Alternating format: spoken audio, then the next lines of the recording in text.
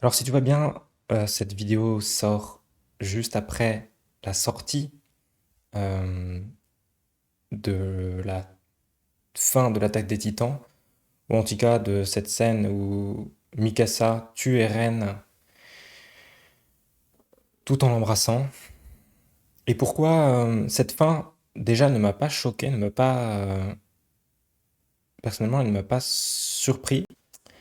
Pour moi, l'attaque des Titans parlait d'amour depuis assez longtemps en fait. Mais ça, je vais le laisser plutôt à d'autres vidéos que j'ai déjà faites et que je continuerai peut-être encore à faire sur le sujet de l'amour dans Shingeki no Kyojin. Parce que c'est vrai qu'a priori, on se dit que c'est pas une série qui parle d'amour, c'est une série très très violente. Mais justement, en fait, il y a plusieurs moments où on a un aperçu de ce que l'amour peut changer, ou d'ailleurs ne peut pas changer, puisqu'à la fin de l'histoire, eh bien, le pouvoir des titans a disparu, ça veut pas dire que est redevenue toute gentille. Mais alors pourquoi il disparaît, le pouvoir de l'attaque des titans? Et c'est justement ce que je trouve très intéressant avec cette scène, et assez génial aussi, c'est que Ymir disparaît. Au moment donc où Mikasa tue Eren. Et on pourrait se dire que ben elle disparaît parce que ça va avec le pouvoir des reines, quoi. Mikasa tue Eren, donc ça met fin à tout ça. Mais en fait, le pouvoir, il est réellement du côté d'Ymir. Ymir ne fait que prêter son pouvoir à Eren. Tout ce qui se passe, c'est parce que Ymir est d'accord avec ce qui se passe. Elle est d'ailleurs la première à témoigner du massacre du Grand Terrassement. On la voit regarder tout ça. Elle va même ressusciter Sig en le faisant renaître alors qu'il avait explosé avec Rivaille normalement. Ben, elle l'a reconstitué, elle l'a mis dans le ventre d'un titan pour euh, qu'il puisse aller rencontrer Eren et mettre le plan à exécution. Donc j'ai même envie de dire que c'est elle réellement, c'est Ymir qui fait tout ça et Eren sait que déjà lui il est déterminé, il connaît l'avenir, donc il sait qu'on peut pas y échapper. Donc en fait il sait très bien qu'il n'est que le jouet du destin et et le jouet d'Ymir parce que c'est elle qui décide elle pourrait très bien décider de garder Eren ou juste de retransmettre son pouvoir à quelqu'un d'autre après, comme ça s'est toujours passé auparavant. Puisque, ben, je veux dire, les règles, c'était pas que quand Eren meurt, tout s'arrête. Normalement, le pouvoir, il se retransmet. Là, un Eldien devrait être choisi aléatoirement pour récupérer le pouvoir de tous les titans d'Eren. Ou alors peut-être que les titans vont se répartir, je sais pas. Mais jusqu'ici, c'était ça les règles du jeu. Et là, ça s'arrête. Ça s'arrête parce que Ymir l'a décidé. Et Ymir l'a décidé parce qu'elle a vu Mikasa tuer Eren tout en l'embrassant. Donc Ymir, pour simplifier, j'ai envie de dire que c'est le pouvoir des titans. Ou le pouvoir des titans, c'est l'esprit d'Ymir, puisque c'est elle qui les modèle tous. Et le pouvoir des titans, qu'est-ce que c'est?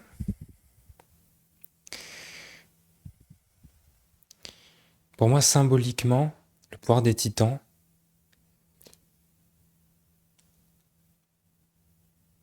il se pourrait même que ce soit l'ego, en fait.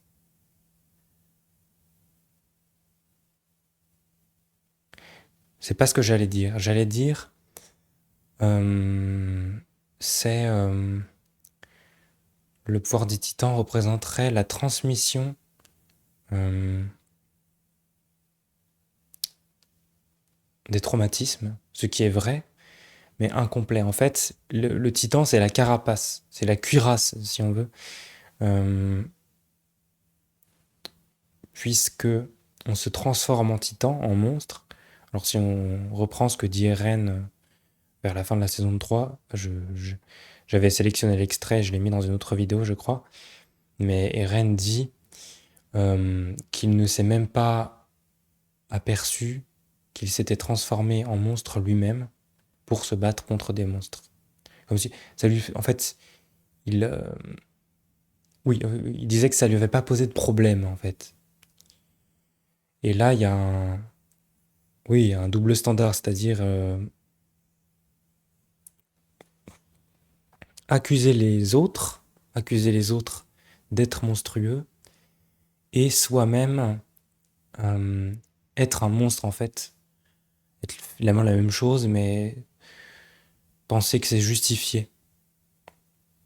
Et c'est ce qu'avait fait Eren jusqu'à donc cette remise en question à peu près aux alentours de la saison 3, enfin, au milieu de la saison 3, où il se remet en question et pour moi, à ce moment-là, il commence à grandir, à gagner en maturité. Et quand il attaque finalement Revelio, il est plus du tout dans le même état d'esprit.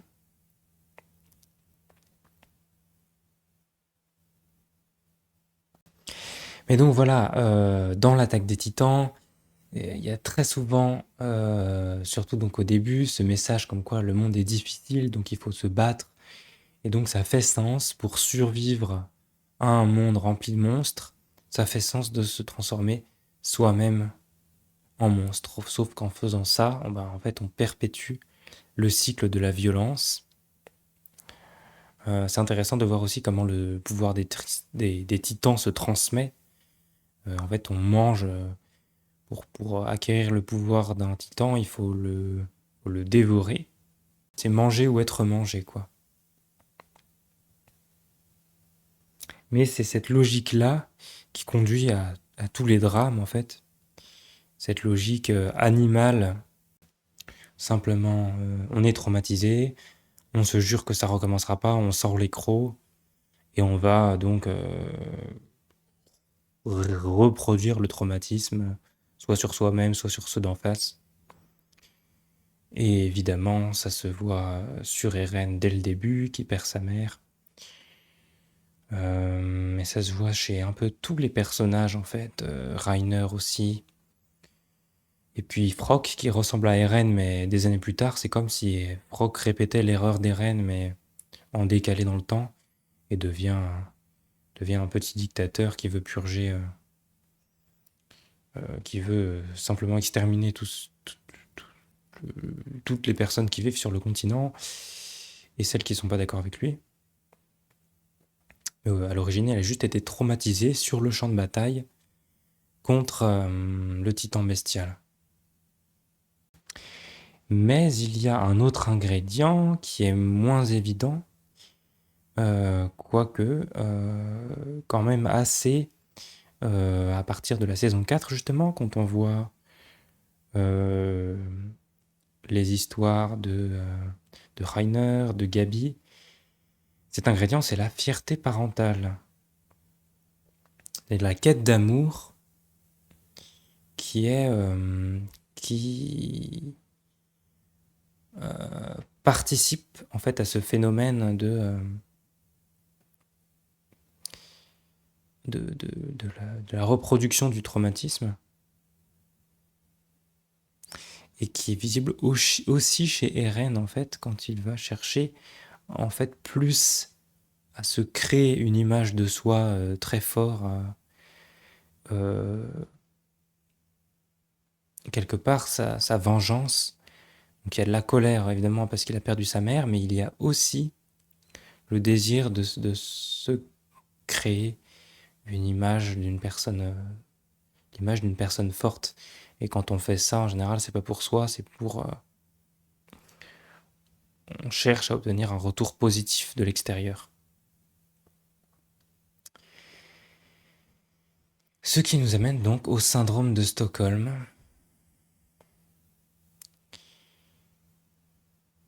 qui est en trame de fond et qui est extrêmement important, puisque c'est la libération du syndrome de Stockholm qui fait que Ymir va lâcher prise, va lâcher son pouvoir et va arrêter à arrêter tout ce drame.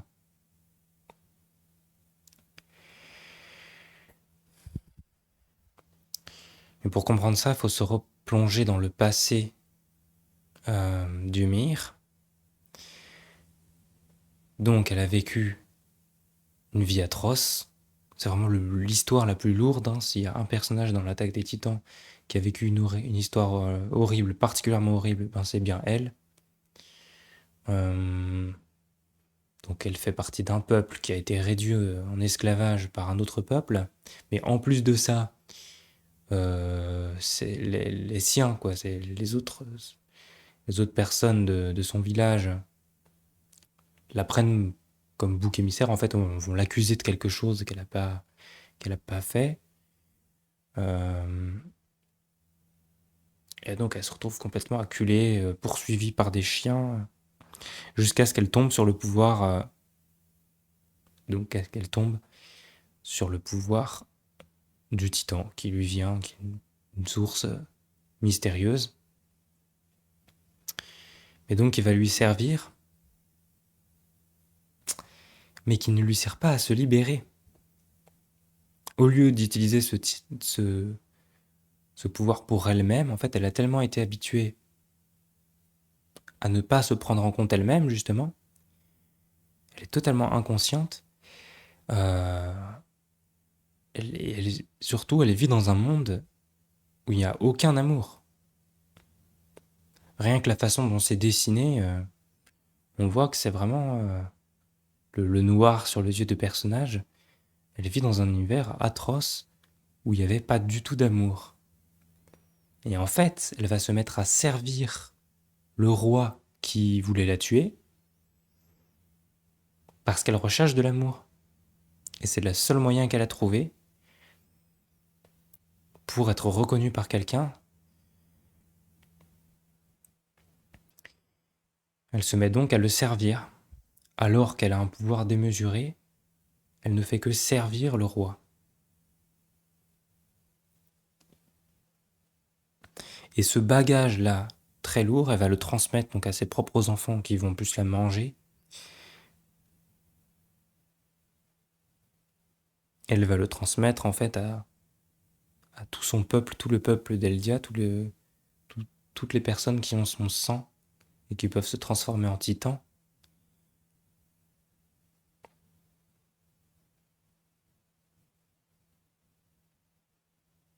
Et donc c'est pas du tout un détail que ce soit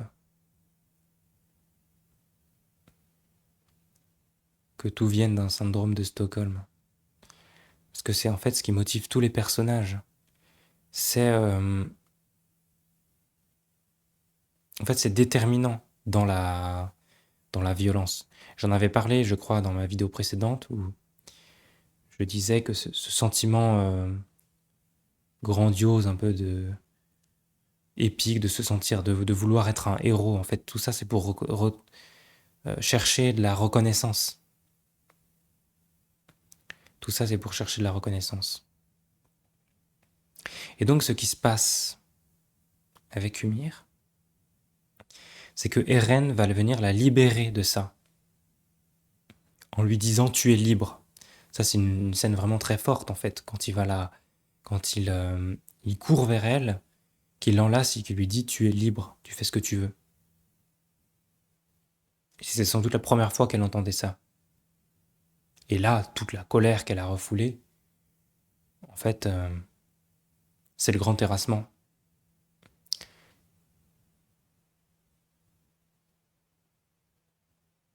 Et Eren, c'est qu'un pion dans le grand terrassement. Il le sait très bien. C'est Ymir, c'est le grand terrassement d'Ymir. C'est sa colère à elle, en fait. Et lui, il agit comme un révélateur. Il est venu lui montrer sa colère. C'était son rôle depuis le début en tant que titan assaillant. Intéressant d'ailleurs on peut se rendre compte que ce titan qui rêve de liberté, puisque apparemment le titan assaillant a toujours été comme ça, qui a été séparé du Myr. En fait, le titan originel a été séparé en plusieurs morceaux, dont celui-là c'est le titan rebelle en fait. Et donc c'est au moment où il lui revient que Ymir réintègre sa colère. Et on voit sur son visage, on voit une image très clairement. Euh, elle a de quoi être en colère, vu tout ce qu'elle a subi, vu les années de servitude qu'elle a subies. C'est pas étonnant qu'elle ait envie de détruire le monde. Et tout ça ne se fait que grâce à elle. Hein. Euh, alors qu'auparavant, elle était entièrement soumise à son maître qui était le roi, parce qu'elle le croyait vraiment, hein, c'était psychologique, elle était soumise. Quand Eren lui dit qu'elle est libre, elle est libre. Elle n'est plus en train de suivre quelqu'un. Donc elle n'est même pas en train de suivre Eren. Elle ne fait pas ce qu'Eren lui demande de faire. Elle va dans son sens, ils vont tous les deux dans le même sens. Mais en fait, c'est bien parce qu'elle a envie de détruire le monde qu'elle le fait. Sinon, elle dirait, bah non, Eren, je vais pas faire le grand terrassement, qu'est-ce que tu veux. Bref. Donc Eren, il vient la supporter et la soutenir. Je pense même, en fait, je vais plus loin que ce que je pensais au début, là, au fur et à mesure que je m'exprime. Je pense même qu'Eren, c'est peut-être tout ce qu'il cherchait à faire. Eren, son rôle, c'était peut-être uniquement celui-là, et d'ailleurs, il a vu son destin, il a vu son futur, il sait ce qui va lui arriver, il sait qu'il va mourir à la fin. Mais il vient juste parce qu'il est nécessaire, c'est un ingrédient absolument nécessaire.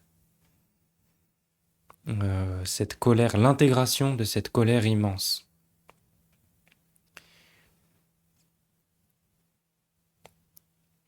Donc Ymir va péter un câble, on la voit d'ailleurs dans les images du grand terrassement, on la voit en fond qui regarde le truc, qui voit les gens se faire écraser.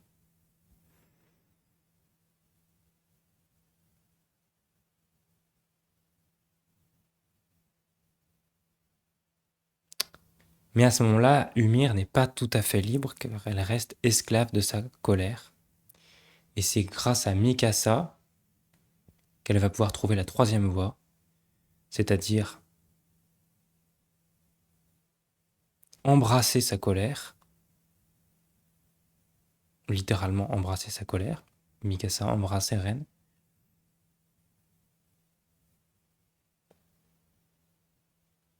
Et pour autant, la contenir. C'est-à-dire que Mikasa reconnaît Eren pour ce qu'il est, ça s'appelle l'amour en fait. Elle est juste pas d'accord avec ce qu'il fait. Elle n'est pas d'accord, elle est d'accord avec l'être. Elle ne nie pas l'être d'Eren, elle est seulement en désaccord dans l'action. C'est pour ça qu'elle le tue. Si Mikasa avait simplement tué Eren sans amour, elle aurait en fait continué la répétition du cycle de la violence. Et cela très concrètement, puisque Ymir aurait vu Mikasa en colère, se serait sans doute senti attaqué et aurait continué en fait.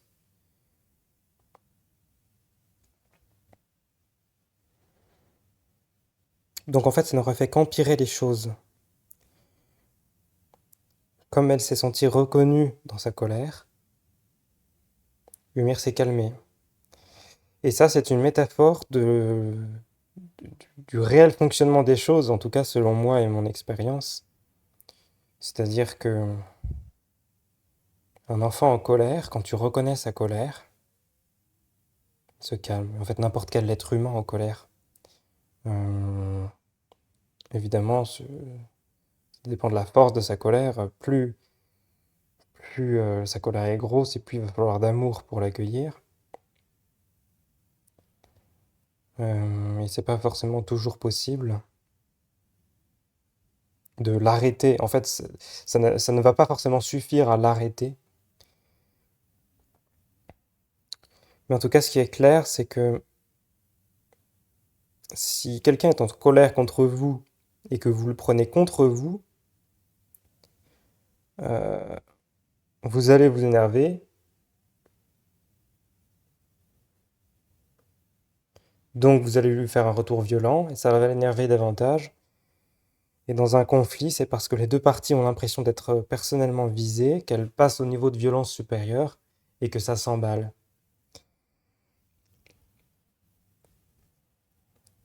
Alors que quand il y a de l'amour, il y a une chance pour que ça s'emballe pas. Alors évidemment, il faut que l'autre soit réceptif, mais donc ça veut dire que ça peut ne pas suffire, hein, l'amour. C'est pour ça que Mikasa tue Eren en plus. Mais en tout cas, même pour elle-même, même si on avait exclu Ymir de l'équation et qu'on dans une disons dans un scénario réaliste, éliminer quelqu'un depuis cet espace-là, euh, en fait, ça crée de la violence à l'intérieur de nous. Même si on a éliminé l'autre, la violence est restée en nous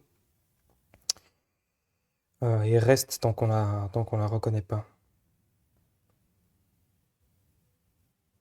Donc voilà, l'amour, c'est juste reconnaître l'autre, le voir. Ça veut pas dire s'écraser, laisser faire. C'est juste voir, accepter. Et c'est ce qu'avait besoin de comprendre et de Humir. Et c'est ce qu'elle avait besoin de voir. Eren et Mikasa sont là pour lui montrer ça. Eren, peut-être de manière plus consciente, il savait parfaitement quel était son destin. Et Mikasa, elle est vraiment dans le personnage d'Ymir, puisque Mikasa, elle est restée dans une posture similaire à Ymir vis-à-vis d'Eren. Elle était dans un syndrome de Stockholm par rapport à Eren. Elle était un peu l'esclave d'Eren parce qu'elle recherchait de l'amour. Eren lui a donné de l'amour une fois, en fait on voit la scène avec l'écharpe là. Et Mikasa, depuis ce jour-là, en fait elle en veut plus. Euh, et d'ailleurs Eren a essayé de la remuer, d'ailleurs en lui disant des choses méchantes, mais c'était en lui mentant sur son sang d'Akarman, c'était un mensonge. Mais c'était pour la remuer et qu'elle sorte de cet état d'esclave, en fait. Eren cherchait à la provoquer exprès pour que Mikasa se rende compte qu'en fait, elle est tellement en manque d'attention qu'elle va tout faire pour Eren. Et c'est exactement ce que faisait Ymir jusque-là, c'est-à-dire en énorme manque d'attention. Donc, elle s'est soumise complètement au premier roi Eldien. Enfin, il n'était pas encore Eldien, mais voilà. Et elle s'est soumise par la suite sur des générations. Le fait que Mikasa soit un peu comme elle, mais euh, finalement ose aimer, j'aurais envie de dire, cesse d'attendre l'amour et ose aimer,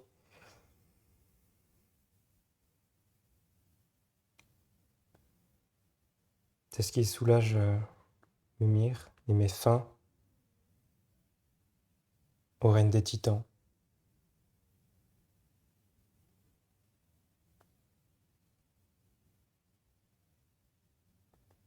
Il y a des traumatismes qui se répètent, qui se reproduisent, des violences qui se reproduisent de génération en génération, jusqu'à ce que quelqu'un puisse le voir et aimer ce traumatisme. Et c'est ce qui se passe à ce moment-là. Grâce à la mise en scène, je dirais peut-être orchestrée par Ymir, dont Mikasa et Eren sont les acteurs. Encore une fois, mon expérience m'a appris qu'un certain nombre des rôles que je peux prendre, des choses que je peux faire en fait, mais comme si j'étais un acteur, et que les autres peuvent prendre dans mon esprit, hein, les autres, je leur mets des rôles, je leur attribue des rôles. En fait, ce sont des mises en scène qui, qui sont adressées à moi-même en fait. C'est un spectacle pour moi, le public c'est moi. Et le but à chaque fois est de me montrer quelque chose. Et souvent de m'émouvoir, en fait, d'être touché par ce que je vois. Et tant que je ne suis pas touché par ce que je vois, tant que je n'aime pas ce que je vois, eh ben la mise en scène se répète. D'où ma théorie de la mise en scène, de la catharsis d'Ymir, qui est qu'Ymir, en fait, est quasiment toute puissante. Elle a donc créé cette mise en scène et a utilisé les personnages pour pouvoir se voir elle-même. L'attaque des titans est une pièce de théâtre dont le but était la catharsis d'Ymir et notre catharsis à nous.